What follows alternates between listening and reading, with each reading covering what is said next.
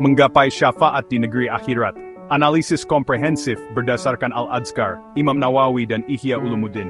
Imam Al-Ghazali, oleh Muqaffa Mahyuddin, Sak. Pendahuluan, konsep syafaat merupakan salah satu aspek fundamental dalam akidah Islam yang memberikan harapan besar bagi umat muslim di hari akhir. Syafaat merujuk pada pertolongan atau perantaraan yang diberikan oleh seseorang yang memiliki kedudukan tinggi di sisi Allah SWT kepada orang lain di hari kiamat. Baik untuk mendatangkan kemanfaatan, misalnya masuk surga tanpa hisab atau peningkatan derajat, maupun menolak kemudaratan, misalnya dikeluarkan dari neraka atau diringankan siksanya. Pemahaman yang benar mengenai syafaat, syarat-syaratnya, serta amalan-amalan yang dapat menggapainya, sangatlah penting agar seorang muslim dapat mempersiapkan diri dengan sebaik-baiknya untuk kehidupan akhirat. Laporan ini bertujuan untuk menyajikan analisis komprehensif mengenai cara menggapai syafaat di negeri akhirat, dengan merujuk pada dua karya monumental dalam khazanah keilmuan Islam, Kitab Al-Adzkar, karya Imam Yahya bin Sharaf An-Nawawi, dan Kitab Ihya Ulumuddin, karya Imam Abu Hamid Al-Ghazali. Kedua kitab ini, meskipun memiliki fokus yang berbeda, Al-Adzkar lebih pada kompilasi zikir dan doa, sementara Ihya Ulumuddin lebih pada ilmu-ilmu agama, etika, dan tasawuf. Keduanya menawarkan panduan praktis dan spiritual yang esensial bagi seorang muslim yang mendambakan syafaat. Konsep syafaat dalam Islam. Secara etimologi, kata syafaat berasal dari kata syafa'ah, yang berarti genap atau sepasang, lawan dari ganjil. Dalam konteks ini, syafaat berarti menggabungkan seseorang dengan yang lain untuk menolongnya, sehingga ia menjadi sepasang atau memiliki penolong. Secara terminologi, syafaat adalah perantaraan atau pertolongan yang diberikan oleh seseorang yang memiliki kedudukan di sisi Allah SWT kepada orang lain untuk mendatangkan kebaikan atau menolak keburukan di hari kiamat. Konsep syafaat dalam Islam bukanlah pertolongan yang dapat diberikan secara sembarangan atau berdasarkan kehendak pemberi syafaat semata. Al-Quran dan hadits syahih telah menetapkan batasan dan syarat-syarat yang ketat mengenai siapa yang berhak memberi syafaat, siapa yang berhak menerima syafaat, dan atas izin siapa syafaat itu diberikan. Ini penting untuk menghindari kesalahpahaman atau praktik-praktik yang menyimpang dari ajaran Islam yang murni. Macam-macam syafaat. Syafaat di hari kiamat memiliki beberapa jenis, yang masing-masing memiliki karakteristik dan penerima yang berbeda. Pemahaman tentang macam-macam syafaat ini membantu kita mengidentifikasi amalan apa saja yang dapat mengantarkan kita pada salah satu bentuk pertolongan tersebut. 1. Syafaat uzgemeng. Ini adalah syafaat terbesar dan paling agung yang khusus diberikan kepada Nabi Muhammad SAW. Syafaat ini diberikan di padang mahsyar ketika seluruh umat manusia, dari awal hingga akhir zaman, berkumpul dalam penantian yang sangat panjang dan berat. Mereka akan mendatangi para nabi untuk meminta agar hisab segera dimulai. Namun semua nabi menolak dan mengarahkan kepada Nabi Muhammad SAW. Beliau kemudian akan bersujud di hadapan Allah SWT dan memohon agar hisab segera dimulai. Syafaat ini adalah bentuk kedudukan terpuji Maqam Mahmud yang dijanjikan Allah kepada beliau. 2. Syafaat untuk memasukkan sebagian orang ke surga. Tanpa hisab, Nabi Muhammad SAW juga akan memberikan syafaat bagi sebagian umatnya untuk masuk surga tanpa melalui proses hisab dan azab. Ini adalah karunia besar bagi mereka yang memiliki keimanan dan amal syalih yang istimewa. 3. Syafaat untuk mengeluarkan orang-orang beriman dari neraka.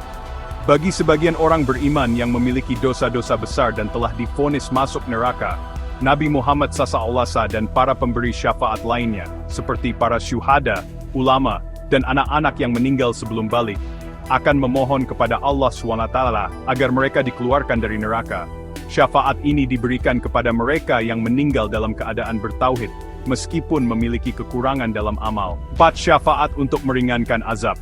Syafaat ini diberikan kepada sebagian orang yang azabnya diringankan, seperti syafaat Nabi Muhammad SAW untuk pamannya, Abu Talib, yang diringankan azabnya karena pembelaannya terhadap Nabi SAW selama hidupnya, meskipun ia meninggal dalam keadaan belum beriman. 5. Syafaat untuk meningkatkan derajat penghuni surga. Syafaat ini diberikan kepada penghuni surga untuk meningkatkan derajat mereka di surga, meskipun mereka sudah berada di dalamnya. Ini menunjukkan bahwa karunia Allah tidak terbatas dan terus berlanjut bahkan di surga. Syarat-syarat syafaat. Syafaat tidak akan terjadi kecuali dengan terpenuhinya 3 syarat utama yang telah ditetapkan oleh Allah SWT dalam Al-Quran, dan dijelaskan lebih lanjut dalam hadits. Syarat-syarat ini memastikan bahwa syafaat adalah murni karunia dari Allah, dan bukan hak yang dapat dituntut atau diberikan sembarangan. 6 izin dari Allah SWT bagi pemberi syafaat. Ini adalah syarat mutlak yang paling utama. Tidak ada satupun makhluk, termasuk para nabi dan malaikat, yang dapat memberikan syafaat tanpa izin langsung dari Allah SWT. Sebagaimana firman Allah dalam Qur'an Al-Baqarah 2:5 ayat kursi, "Man zal ladzi yasifa'u indahu illa bi'izni." Siapakah yang dapat memberi syafaat di sisi Allah tanpa izinnya? Ayat serupa juga terdapat dalam QS Yunus, "Ma'amin syafi'in illa amin badi izni." Tidak ada seorang pun yang akan memberi syafaat melainkan sesudah ada izinnya. Keridhaan Allah SWT terhadap pemberi syafaat. Allah SWT hanya akan mengizinkan mereka yang diridhainya untuk memberikan syafaat. Ini berarti pemberi syafaat haruslah orang-orang yang memiliki kedudukan mulia di sisi Allah, seperti para nabi, rasul, syuhada, dan orang-orang syalih. 8 keridhaan Allah SWT terhadap orang yang diberi syafaat. Syarat ini sangat krusial. Syafaat hanya akan diberikan kepada orang-orang yang diridhai Allah, yaitu mereka yang meninggal dalam keadaan beriman dan bertauhid, serta tidak menyekutukan Allah SWT dengan sesuatu apapun. Orang-orang musyrik tidak akan mendapatkan syafaat. Allah berfirman dalam Qur'an Az-Zukhruf 3:86, "Wala yamliku ladzina yad'una min dunihi syafa'ata illa aman syahida bil haqqi wa hum ya'lamun." Dan sembahan-sembahan yang mereka sembah selain Allah tidak dapat memberi syafaat. Akan tetapi, yang dapat memberi syafaat ialah orang yang mengakui yang hak tauhid, dan mereka meyakininya. Ini menunjukkan bahwa tauhid adalah fondasi utama untuk berhak menerima syafaat. Hadits Nabi SAW juga menegaskan, orang yang paling berbahagia dengan syafaatku pada hari kiamat adalah orang yang mengucapkan la ilaha illallah dengan ikhlas dari hatinya atau jiwanya. Dengan demikian, menggapai syafaat di akhirat bukanlah sekadar berharap tanpa usaha, melainkan harus diiringi dengan keimanan yang kokoh, ketaatan yang tulus, dan amal syalih yang sesuai dengan tuntunan syariat. 2 kitab yang akan kita bahas, Al-Adhkar dan Ihya Ulumuddin, menawarkan panduan praktis untuk mencapai hal tersebut. Syafaat dalam kitab Al-Adhkar Imam Nawawi. Kitab Al-Adhkar karya Imam Yahya bin Syaraf An-Nawawi adalah sebuah ensiklopedia zikir dan doa yang sangat populer dan menjadi rujukan utama umat Islam di seluruh dunia. Kitab ini menghimpun berbagai doa dan zikir yang bersumber dari Al-Quran dan hadits Nabi Muhammad SAW untuk berbagai kesempatan dan keadaan. Meskipun Imam Nawawi tidak secara khusus membuat bab dengan judul syafaat, esensi dari seluruh isi kitab ini adalah membimbing umat untuk memperbanyak ibadah lisan dan hati, yang merupakan jalan utama untuk mendekatkan diri kepada Allah SWT dan Rasul-Nya, sehingga berpotensi besar untuk mendapatkan syafaat. Imam Nawawi dalam Al-Adhkar menekankan pentingnya konsistensi dalam berzikir dan berdoa, karena amalan-amalan inilah yang menjadi bekal seorang hamba di akhirat. Banyak dari zikir dan doa yang tercantum dalam kitab ini memiliki keutamaan khusus, termasuk janji syafaat bagi para pengamalnya. Berikut adalah beberapa amalan yang secara eksplisit atau implisit terkait dengan perolehan syafaat, yang dapat ditemukan atau sejalan dengan ajaran dalam kitab Al-Adhkar. 1. Membaca doa setelah adzan. Salah satu amalan yang secara langsung disebutkan dapat mendatangkan syafaat Nabi Muhammad SAW adalah membaca doa setelah adzan. Imam Nawawi, sebagai seorang muhadits yang kredibel, tentu sangat memahami dan memasukkan hadits-hadits tentang keutamaan doa ini dalam karyanya. Doa ini merupakan bentuk pengakuan akan keesaan Allah dan kerasulan Nabi Muhammad SAW, serta permohonan agar beliau diberikan kedudukan tertinggi di surga, wasilah.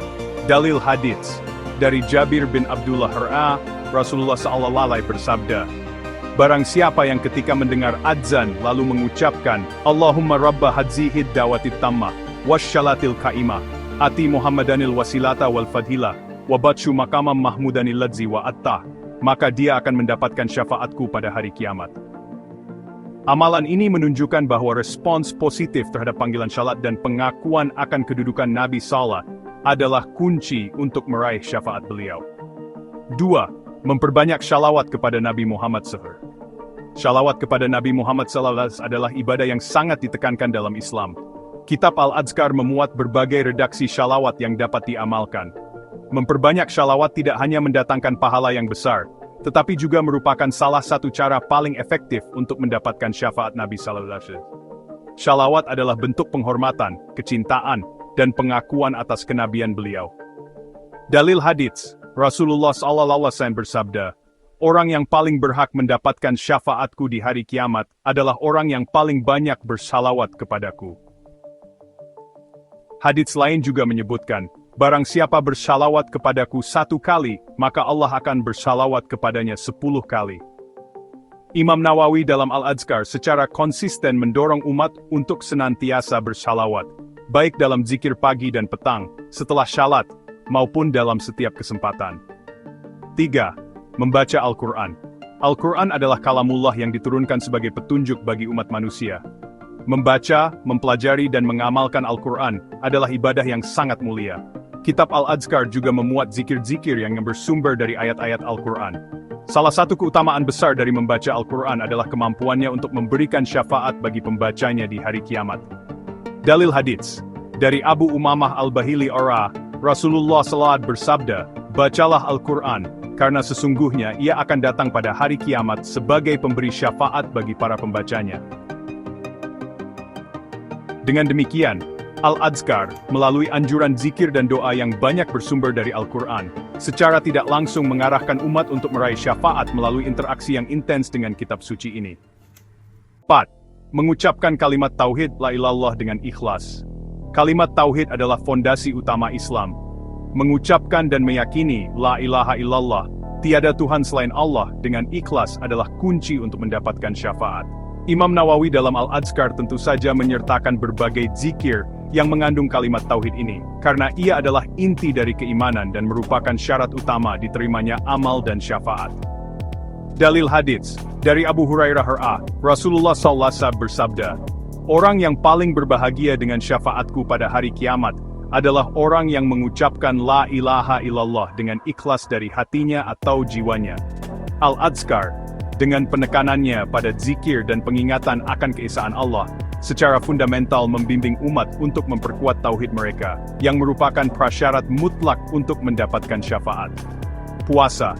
Meskipun kitab Al-Adhkar lebih fokus pada zikir dan doa, puasa adalah salah satu ibadah fisik yang juga memiliki keutamaan besar dan dapat mendatangkan syafaat. Imam Nawawi dalam karya-karya lainnya, seperti Riyadhus Shalihin, juga banyak membahas tentang keutamaan puasa. Amalan puasa, yang menahan diri dari makan, minum dan syahwat, merupakan bentuk ketaatan yang tulus kepada Allah SWT. Dalil hadits, Rasulullah SAW bersabda, "Puasa dan Al-Quran akan memberi syafaat kepada seorang hamba pada hari kiamat." Puasa berkata, "Aku telah menahannya dari makanan dan syahwat di siang hari, maka izinkanlah aku memberi syafaat kepadanya." Dan Al-Quran berkata, "Ya Rabb, aku telah menahannya dari tidur di malam hari, maka izinkanlah aku memberi syafaat kepadanya." Maka keduanya diizinkan memberi syafaat. Disahihkan oleh Albani. Secara keseluruhan, kitab Al-Adhkar Imam Nawawi adalah panduan praktis bagi seorang muslim untuk memperbanyak amalan-amalan yang mendekatkan diri kepada Allah dan Rasul-Nya, yang pada gilirannya akan menjadi sebab turunnya syafaat di hari kiamat. Fokus utamanya adalah pada zikir, doa, dan ketaatan lisan yang didasari keikhlasan dan tauhid. Syafaat dalam kitab Ihya Ulumuddin Imam Al-Ghazali.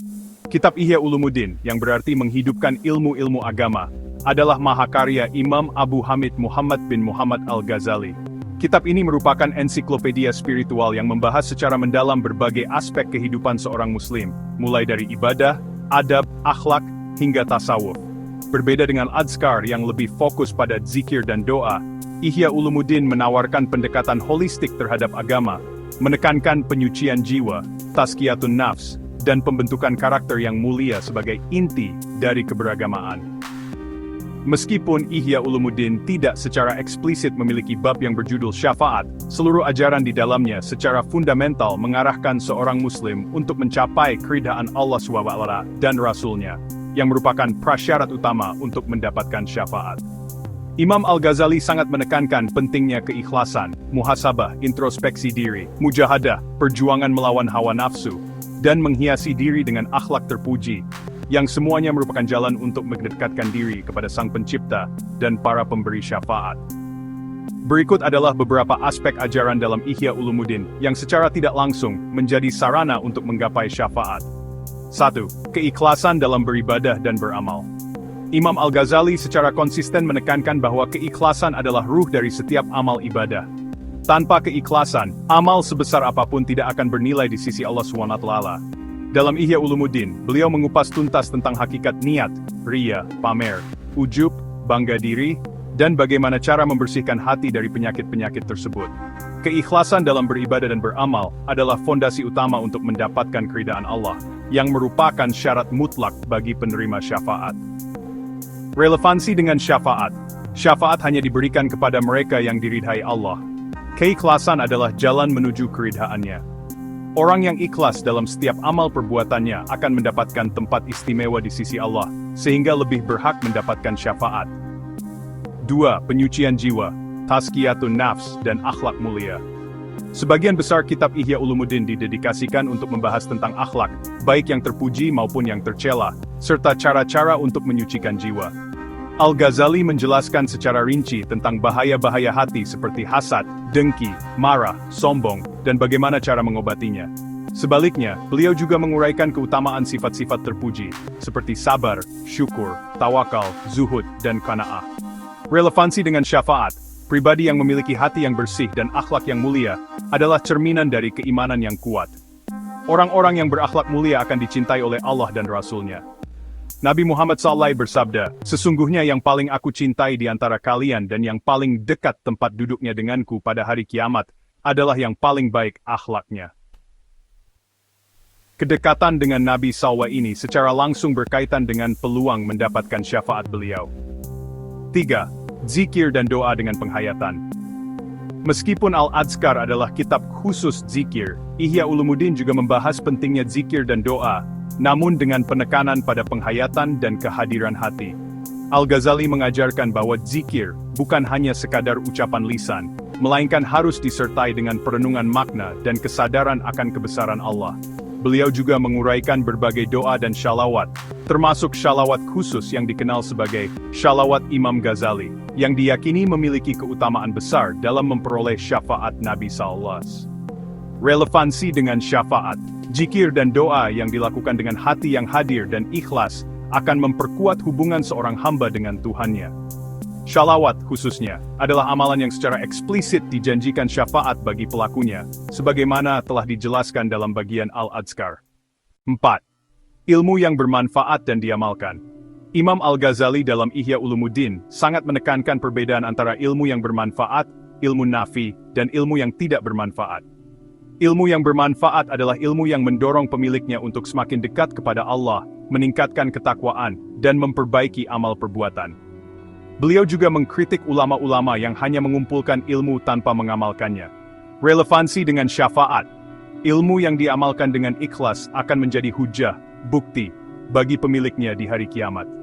Para ulama yang mengamalkan ilmunya dan mengajarkannya kepada orang lain, juga termasuk golongan yang berpotensi memberikan syafaat atau mendapatkan syafaat khusus. 5. Keseimbangan antara khauf takut dan raja harap. Salah satu ajaran penting dalam Ihya Ulumuddin adalah menjaga keseimbangan antara rasa takut kepada Allah dan harapan akan rahmat-Nya. Seorang muslim tidak boleh terlalu takut hingga putus asa dari rahmat Allah, namun juga tidak boleh terlalu berharap hingga merasa aman dari azab-Nya dan berani berbuat maksiat. Keseimbangan ini mendorong seorang hamba untuk senantiasa berhati-hati dalam menjalankan perintah dan menjauhi larangan, sambil tetap optimis akan ampunan dan karunia Allah. Relevansi dengan syafaat. Sikap khauf mendorong seorang muslim untuk menjauhi dosa-dosa yang dapat menghalangi syafaat, sementara sikap raja memotivasinya untuk terus beramal syalih dan berharap akan karunia syafaat. Orang yang meninggal dalam keadaan menjaga keseimbangan ini, dengan keimanan yang kokoh, akan lebih berhak mendapatkan syafaat. Secara ringkas, Ihya Ulumuddin Imam Al-Ghazali mengajarkan bahwa menggapai syafaat di akhirat adalah hasil dari perjalanan spiritual yang mendalam, yang melibatkan penyucian hati, pengamalan ilmu, keikhlasan dalam beribadah, dan pembentukan akhlak mulia. Ini adalah fondasi yang kokoh untuk menjadi hamba yang diridhai Allah dan berhak menerima syafaat dari para pemberi syafaat.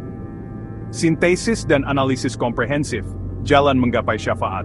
Dari uraian di atas terlihat jelas bahwa baik kitab Al-Adskar Imam Nawawi maupun kitab Ihya Ulumuddin Imam Al-Ghazali, meskipun dengan pendekatan yang berbeda, sama-sama menawarkan jalan yang kokoh bagi seorang muslim untuk menggapai syafaat di negeri akhirat.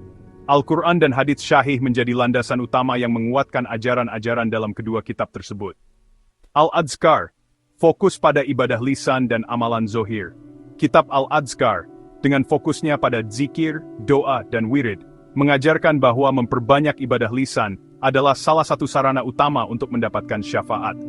Amalan-amalan seperti membaca doa setelah adzan, memperbanyak shalawat kepada Nabi Muhammad SAW, membaca Al-Quran, dan mengucapkan kalimat tauhid dengan ikhlas, adalah bentuk-bentuk ketaatan yang secara eksplisit dijanjikan syafaatnya dalam hadits.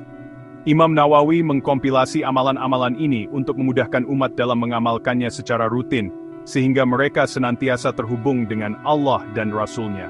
Konsistensi dalam mengamalkan zikir dan doa yang diajarkan dalam Al-Adskar akan membentuk kebiasaan baik yang menguatkan keimanan dan ketakwaan seseorang, yang pada akhirnya akan menjadi bekal penting di hari kiamat. Ihya Ulumuddin, fokus pada ibadah hati dan amalan batin. Sementara itu, Ihya Ulumuddin Imam Al-Ghazali melengkapi pendekatan Al-Adskar dengan penekanan pada ibadah hati dan penyucian jiwa. Al-Ghazali mengajarkan bahwa amalan zohir lahiriah tidak akan sempurna tanpa amalan bathati yang ikhlas dan bersih. Keikhlasan, muhasabah, mujahadah melawan hawa nafsu, serta menghiasi diri dengan akhlak mulia seperti sabar, syukur, dan tawakal, adalah inti dari ajaran Ihya Ulumuddin. Semua ini adalah upaya untuk mencapai keridhaan Allah SWT, yang merupakan syarat fundamental bagi penerima syafaat. Ihya Ulumuddin mengajarkan bahwa syafaat bukanlah sesuatu yang bisa didapatkan hanya dengan klaim atau harapan kosong, melainkan harus melalui proses panjang pembentukan karakter spiritual yang kokoh dan hati yang bersih. Sinergi kedua kitab dalam menggapai syafaat. Kedua kitab ini saling melengkapi dalam membimbing umat menuju syafaat. Al-Adskar menyediakan alat berupa zikir dan doa yang terbukti mendatangkan syafaat. Sementara Ihya Ulumuddin memberikan panduan penggunaan alat tersebut dengan benar, yaitu dengan hati yang ikhlas, jiwa yang bersih dan akhlak yang mulia. Sinergi antara ibadah lisan zohir, seperti yang ditekankan Al-Adskar, dan ibadah hati batin, seperti yang ditekankan Ihya Ulumuddin, adalah kunci untuk menggapai syafaat secara optimal. Seorang muslim yang mengamalkan zikir dan doa dari Al-Adskar dengan keikhlasan dan hati yang bersih sebagaimana diajarkan dalam Ihya Ulumuddin, akan menjadi pribadi yang utuh dalam ketaatan dan lebih berhak mendapatkan karunia syafaat. Kesimpulan, menggapai syafaat di negeri akhirat adalah dambaan setiap muslim. Namun, syafaat bukanlah hak yang otomatis didapatkan, melainkan karunia Allah SWT yang diberikan kepada hamba-hambanya yang memenuhi syarat. Syarat-syarat utama adalah izin Allah bagi pemberi syafaat, keridhaan Allah terhadap pemberi syafaat, dan keridhaan Allah terhadap penerima syafaat. Yang berarti penerima syafaat haruslah orang yang beriman dan bertauhid murni. Melalui bimbingan kitab Al-Adskar Imam Nawawi, kita diajarkan untuk memperbanyak amalan lisan seperti doa setelah adzan, shalawat, membaca Al-Quran, dan kalimat tauhid. Sementara itu, kitab Ihya Ulumuddin Imam Al-Ghazali mengajarkan pentingnya keikhlasan, penyucian jiwa, dan pembentukan akhlak mulia sebagai fondasi spiritual. Dengan mengintegrasikan ajaran kedua kitab ini, seorang muslim dapat membangun fondasi keimanan dan amal syalih yang kokoh, yang insya Allah akan mengantarkannya pada syafaat Nabi Muhammad SAW dan para pemberi syafaat lainnya di hari kiamat. Ini adalah perjalanan spiritual yang membutuhkan konsistensi, keikhlasan, dan kesungguhan dalam setiap aspek kehidupan. Semoga Allah SWT memudahkan kita semua untuk menjadi golongan yang berhak mendapatkan syafaatnya. Referensi, syafaat dan macam-macamnya, manhaj.rd syafaat dan macam-macamnya.tml. Dua penjelasan tentang syafaat, apa dan bagaimana, muhammadiyah.org. /muhammadiyah.org 2022/10, penjelasan tentang syafaat apa dan bagaimana. ASI Syafaat Al-Udzma, Syafaat Nabi Muhammad. bekalislam.firanda.net, URL bekalislam.firanda.net, ASI Zmanam 2, ASI Syafaat Al-Udzma Muhammad, iman kepada hari akhir, penjelasan tentang syafaat, syarat-syarat, dan siapa. itisyom.org/article/tauhid, syafaat, syarat-syarat dan siapa yang akan mendapatkannya. 2 QS Al-Baqarah 2:295. Quran URL quran.com/Yunus 3.